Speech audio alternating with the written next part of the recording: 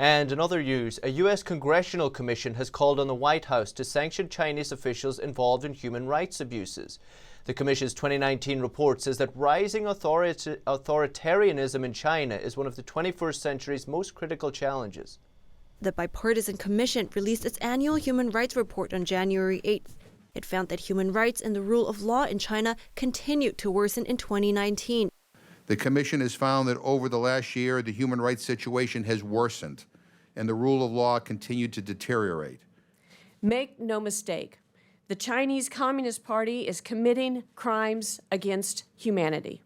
The over 300-page report said that over the past few decades, the Chinese regime has expanded a costly and elaborate authoritarian system designed to intimidate, censor, and even imprison Chinese citizens for exercising their fundamental human rights.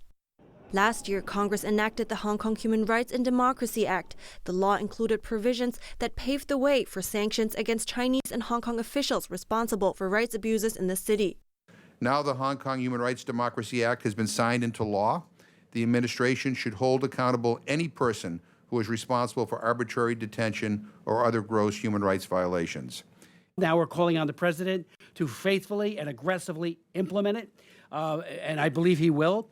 The report also mentioned that, as in previous years, the Chinese regime sustained suppression of faith groups, such as practitioners of Falun Gong, a meditation system for the mind and body. A report from Falun Gong information website minghui.org confirmed 69 practitioners were killed in 2018. Lawmakers on the commission also say that more needs to be done to stop Chinese Communist regime's practice of forced organ harvesting. Falun Gong practitioners continue to face horrific conditions in detention, including violence, forced drug administration, sleep deprivation, and other forms of torture. We bring attention to it continually. We believe, frankly, there must be done to stop it. This year's report will be submitted to President Trump and Congress. Reporting by Kitty Wong, NTD News.